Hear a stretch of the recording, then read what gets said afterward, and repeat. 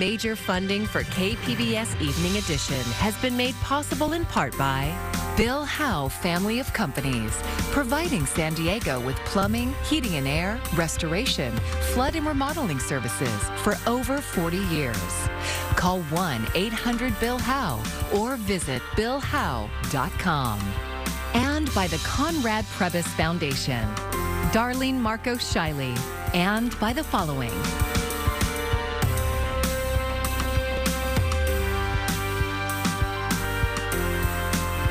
And by viewers like you. Thank you.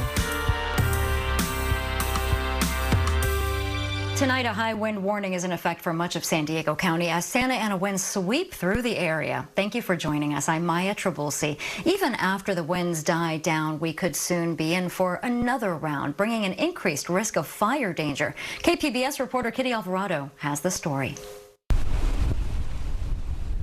The Santa Ana winds got scary in Descanso. Maggie Van Aken says the winds turned her morning routine into chaos. It was pretty bad. We have livestock, horses and cattle, and you couldn't feed the cattle this morning because the hay would just blow away. The horses have containers that we put the hay in, but the cattle they couldn't get their hay. We had to feed them later in the day when the wind died down. Alex Tardy with the National Weather Service says this is the strongest event of the year so far. What's different about this is that this Santa Ana that we had today is stronger than the last two. So we saw winds up to 80 miles per hour in the mountains. Most areas saw winds of 20 to 40 miles per hour, but everyone felt the dry air coming in from the desert. The Mountain Empire School District canceled classes today because of the high winds. The current high wind warning will remain in effect until 10 o'clock tonight, but that won't be the end of it. But another Santa Ana is coming in Friday night, and we'll feel the effects of that on Saturday. So we're likely to have greater fire danger on Saturday. Captain Thomas Schutz with CAL FIRE San Diego says they're at peak fire staffing levels. The challenge we have this time of year is everything's been cooking all year long. The fuel moistures go down. And he says the Santa Ana wind event has already erased the little progress made by last week's storm. And so even though we got a decent amount of rain last week and it put us in a decent spot, that brush isn't magically just back to doing great. It's still very flammable out there, still a lot of dry and dead vegetation, and the winds will continue to dry out that moisture that we did get and cause us problems. He urges people to always have an evacuation plan and not use open flames or equipment that could start a fire. These dry, windy days are not the days to be burning or using mechanized equipment or doing anything on your property that could potentially start a fire, because once it gets up and really gets that momentum going, the fire with the Santa Ana wind has the potential to be very, very devastating for your community. Tardy says another Santa Ana is expected on Thanksgiving, making fire conditions even worse. So it's a good idea to be prepared and be extra careful. Kitty Alvarado, KPBS News. The back and forth over a Trump-era policy that restricts asylum at the border continues. This week, a federal judge has ordered the Biden administration to lift Title 42. KPBS reporter Gustavo Solis breaks down what the ruling means. The ruling, made Tuesday by U.S. District Court Judge Emmett Sullivan, struck down the controversial policy first enacted by the Trump administration. Melissa Crow is the Director of Litigation for the Center of Gender and Refugee Studies, one of the organizations that sued the federal government over this policy. Judge Sullivan agreed with the plaintiffs that this policy is illegal at its core, and for that reason, he vacated the policy. When the policy was first instituted at the start of the pandemic, the Trump administration framed it as a way to slow down the spread of COVID-19. Crow and other critics of the policy have long questioned the public health rationale, saying it was just another way for Trump to restrict immigration. For a very long time, even public health experts at CDC have said that Title 42 was not necessary to address the COVID pandemic, and not only wasn't it necessary, it wasn't effective. While Tuesday's ruling was significant, it does not automatically end Title 42. That's because Judge Sullivan granted a stay this morning allowing the government until December 21st to wind down the policy and return to normal immigration laws. That was Aaron Reichlin-Melnick. He's the policy director for the American Immigration Council, a national immigrant rights group. He says that the federal government could still appeal the ruling, or an attorney general from a conservative state could try to block it in court. So at this moment, we don't know whether Title 42 will in fact end on December 21st. But this is the closest it's ever been. Gustavo Solis, KPBS News. It's been more than a week since the election, but the fate of 2 San Diego ballot measures is becoming a little clearer. KPBS reporter John Carroll joins us live in the studio with the new numbers just released by the Registrar of Voters. John. Maya, we're talking about Measures B and C. Measure B is the one that would end no-fee trash pickup for single-family homes. As you may know, apartment and condo buildings pay for the service. Now let's go ahead and take a look at the numbers that literally just came in a few moments ago. Measure B has now pulled into the yes category as far as the majority goes. It was no for the longest time, so this is the first time with this latest release of votes that it has pulled ahead, and if it stays there, and it probably will because there's very few votes left, that means that single-family homeowners will start to have to pay for trash. Measure C is still leading, and it looks like the yes portion padded what it already had. It is about 9,000 votes ahead, and that, of course, is the one that will keep the, or rather get rid of the 30-foot height limit in the Midway District. Earlier this afternoon, San Diego City Council President Sean Elo Rivera held a virtual news conference. He supports both measures, and I asked him to tell us why. Measure C, I think that one's pretty clear at this point that it's going to pass. You know, it's close, no doubt, but it's going to pass, and that's fantastic. Measure B, if that passes, we will have a path to a more fair, more responsible, more sustainable trash system in San Diego. And if Measure C passes, we will pave the way to create literally thousands of homes in San Diego, which we desperately need, over a quarter of which will be, for folks who are making lower income. Elo Rivera says if Measure B doesn't make it this time, it will probably be reintroduced in 2024, but looks like it may make it. I reached out to the Registrar of Voters about whether there are still more votes to be released. They told me they are nearly finished counting, but that there could be one more update before December 8th. That's the date they must certify the election. Live in studio, I'm John Carroll. Maya, back to you.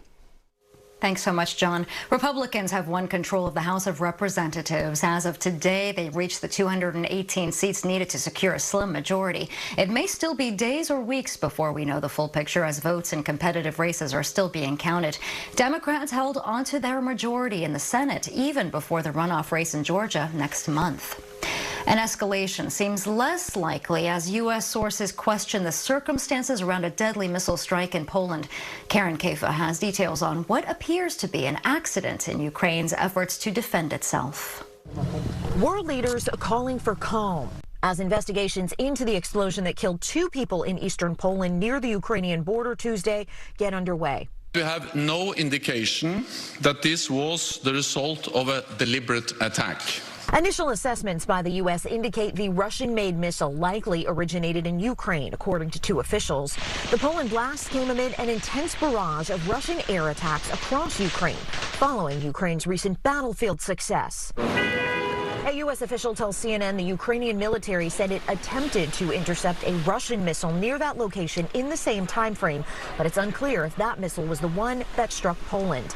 The Polish president said the blast was likely an accident, and NATO Secretary General added Ukraine is not at fault. Russia bears ultimate responsibility as it continues its illegal war against Ukraine. The missile stoked fear of a Russian attack on NATO member Poland, anxiety that has momentarily assuaged, but underscores the situation's gravity. The longer this war goes on, we will continue to be exposed to risks like this. NATO allies resolving to bring an end to Russia's war. Neither sheer force nor sham annexation attempts can defeat the determination of the Ukrainian people to live in a free and sovereign country. In Washington, Karen Kafa, KPBS News. Poland's former president and Nobel Peace Prize winner Lech Wałęsa happens to be in San Diego. He'll be speaking to a sold-out crowd at the University of San Diego tonight, where he has much to say about what's happening in Ukraine. KPBS education reporter MG Perez spoke with him earlier today.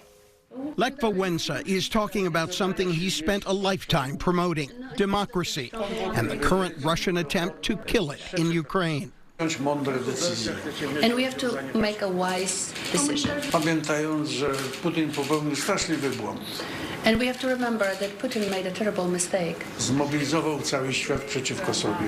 He mobilized the entire world against him. Wałęsa first made headlines in the early 1980s when he started the grassroots labor union Solidarity in his homeland of Poland. In just a decade, he helped defeat communism and became the first democratically elected president of his country. He was one of the world leaders to bring down the Iron Curtain. So when we destroyed the Soviet Union, when we destroyed the communists, then we lost that common ground. Pytanie, czy znajdziemy wspólny mianownik? So the question today is, can we find something that we do have in common? Speaking to reporters this morning, the Nobel Peace Prize laureate suggested the NATO nations need to continue to support Ukraine and the Russian people in defeating Putin and dismantling his corrupt political system. Because some people think that we are going to destroy our civilization. Ktoś podobny do Putina przyciśnie przycisk. Because they are afraid that somebody similar to Putin or Putin will push the button. Zakończymy życie na tej planecie. And basically we'll end all life on this planet. With determination, he wears passion on his sleeve, always promoting democracy and his firm belief in the younger generation. Because I'm too old to continue that Zostawiam to wam. I'm leaving it to you now. Wy zróbcie, a mnie podziękują. You can do the work and you can thank me.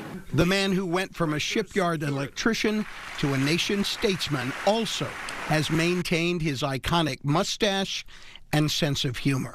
Potem już nie mogłem zgodzić. Well, I was striking for so long, then it just grew, and then I had a difficult time shaving it off. I love that. MG Perez, KPBS News.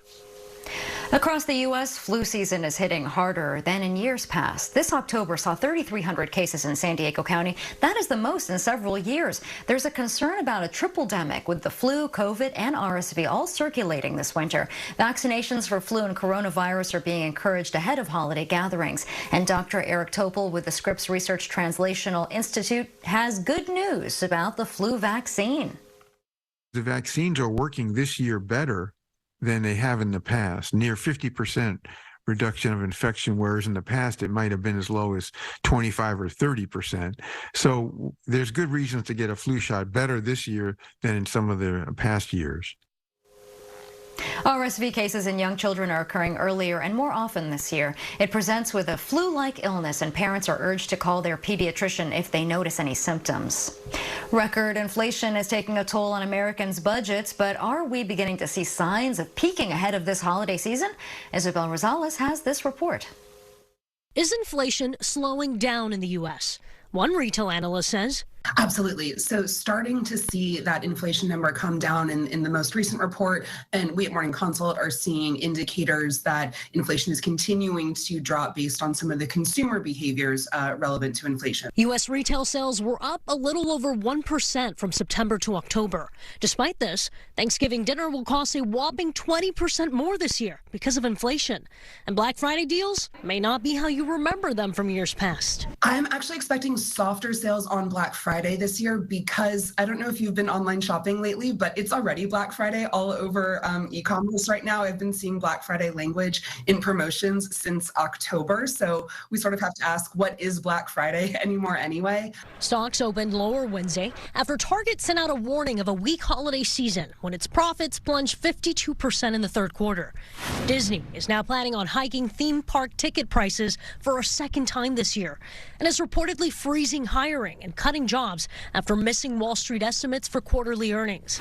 And Amazon has begun layoffs after multiple reports the e-commerce giant planned to cut around 10,000 employees this week. I'm Isabel Rosales, KPBS News. And jobs at Amazon are being cut, but by as many as 10,000. The online retailer says the cuts are being made in an effort to consolidate. The initial layoffs will be in positions held by the devices and services team. Workers received notices on Tuesday, along with word that they will be getting assistance in finding some new jobs.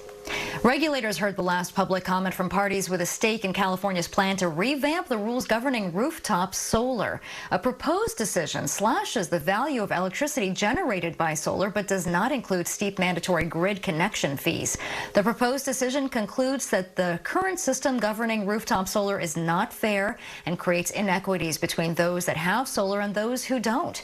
Matt Baker is in charge of the CPUC Public Advocate's Office, and he calls the proposal an improvement. It requires new participants to be on rate plans that better align grid costs and customer bills. This is crucial if we're going to succeed in electrifying our economy.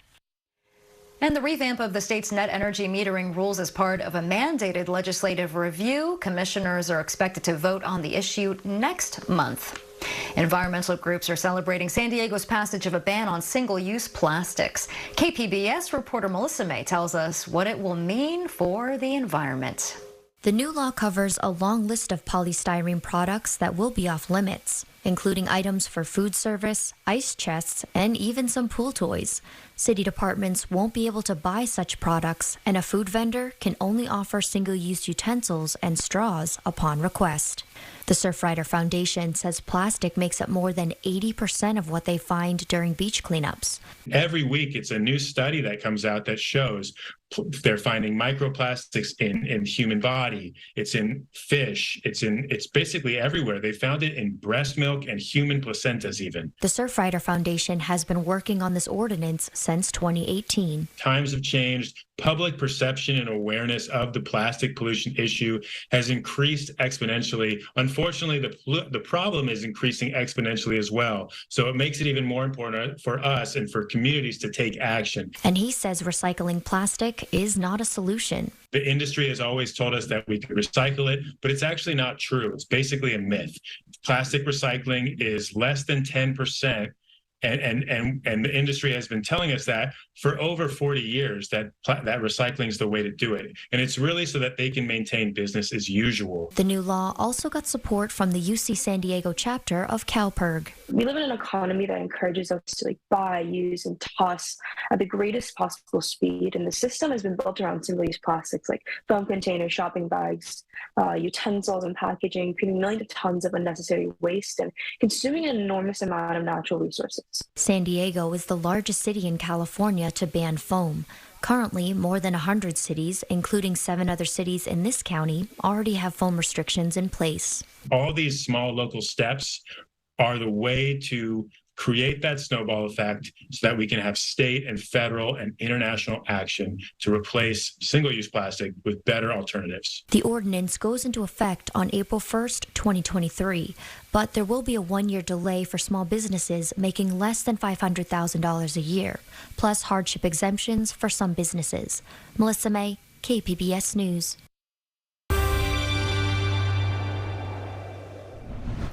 Well, we've been dealing with some pretty active weather when it comes to the Santa Ana winds and that elevated, if not critical, fire weather. That's going to continue throughout the rest of our evening. As we head, though, into the end of the week, we're going to welcome a more onshore wind Thursday. That's going to bring some cooler temperatures. And then as we head into next week, we could have another round of that very gusty wind, especially as we head into Friday and into Saturday. So looking at these weather alerts that we have up until 10 o'clock, that's still that high wind warning. All those areas in purple representing the spots that are dealing still with the Santa Ana winds through our Wednesday night. So leading to the down trees and power lines and that high fire risk and dangerous crosswinds. Winds anywhere from 40 to 80 miles per hour within that. Could see an accurate their local storm max 105 miles per hour. That would be in the mountains, and we've seen some really powerful wind already. As we head into tonight, it will turn much cooler. Oceanside 37, San Diego 46, Chula Vista about 45, Borrego Springs down to the 30s, and Mount Laguna 34. How about our day tomorrow? We'll see again that onshore wind kick back in. Temperatures will be into the 70s in San Diego, Oceanside around 71, Chula Vista 73, Borrego Springs rebounds back to 72, and then Mount Laguna at about 60 degrees. Our Friday will start to turn a little bit milder, and then those winds will start to kick up again Friday night into the weekend. Let's take a look at your 5-day outlook. We'll start along the coast, 71 for your Thursday, 67 on Friday, back to the 70s on Saturday and Sunday, and then back down to the 60s on Monday. Taking a look at your 5-day forecast, inland upper 70s for Thursday, low 70s Friday, and then mid 70s by Saturday, warming up Sunday, but then temperatures drop a little bit by Monday. The mountains 60s for Thursday, getting cooler as we head into the end of the week through the weekend, 52 on Saturday, and then back to 54 Sunday and Monday. And then in the desert, temperatures stay into the low to mid 70s with plenty of sunshine. For KPBS News, I'm meteorologist Ariella Scalise. 3, 2, 1. Boosters in ignition. And liftoff of Artemis 1. We rise together back to the moon and beyond. And there it is. After 2 scrubbed launch attempts, NASA's uncrewed spacecraft is now on its way to the moon. Artemis 1 was launched from the Kennedy Space Center in Florida late last night with no astronauts on board. It's part of a 25.5-day test mission around the moon. It's now officially the most powerful rocket to ever reach the orbit of the Earth. And the capsule is due to be back on Earth on December 11th, splashing down into the Pacific Ocean.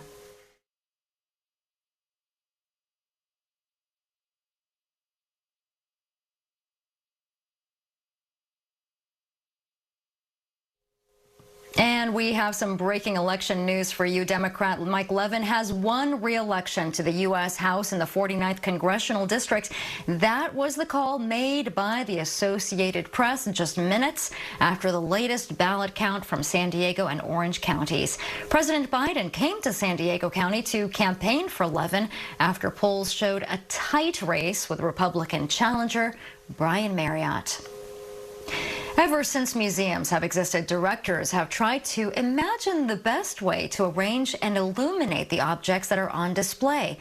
But now, art museums are getting some help from science. KPBS SciTech reporter Thomas Fudge has this story about an experiment that tries to determine what museum goers really want to see.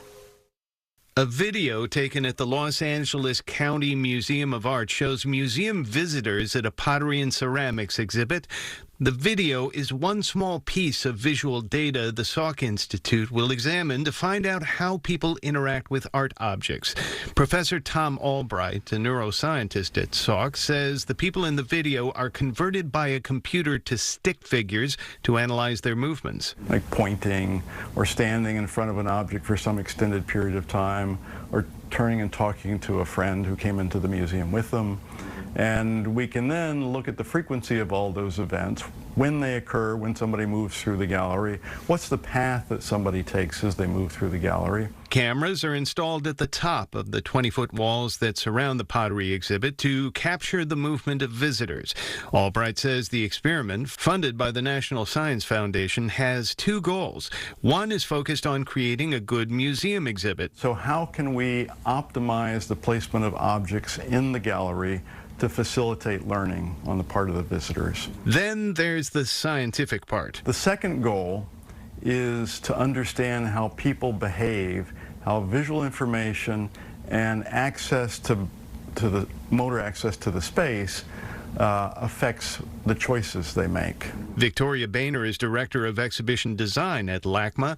She says this study will provide museum directors with the kind of information about visitor behavior they haven't had before. This study will provide us with some really great, data that we can then use towards future decision making.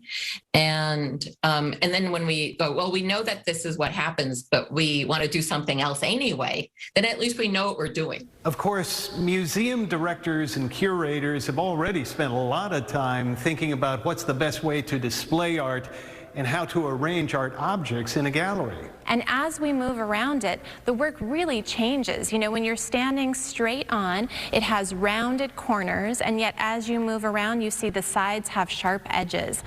In La Jolla, at the Museum of Contemporary Art San Diego, senior curator Jill Dawsey shows me an 8-foot sculpture made from resin. It's called Diamond Column by Dwayne Valentine. The sculpture is clearly the star of the exhibit. It is translucent and changes color as you move around it and as the gallery's natural light fades or brightens. Dawsey says just putting two works of art in the same space makes a statement about the story you want to tell. So we think carefully about how we are creating meaning and the stories that we are telling. We think about the pacing of art objects, how much space goes between them to create a comfortable pace and a certain kind of cadence in the room.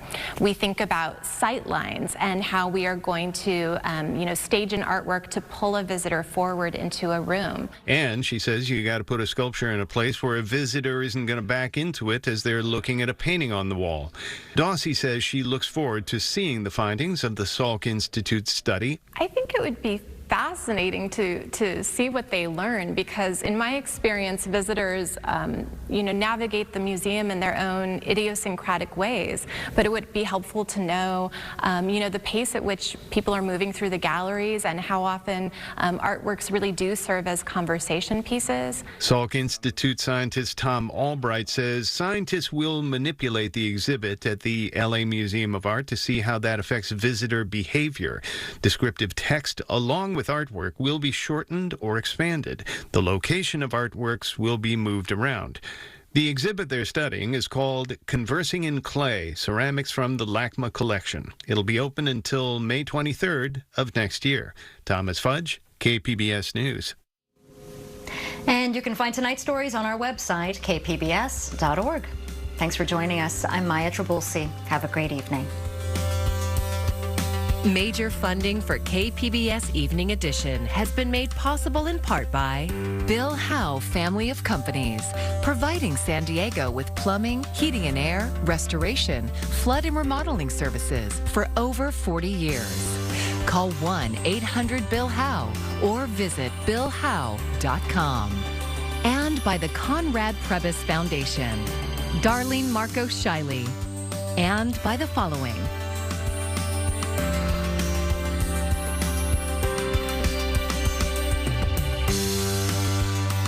and by viewers like you.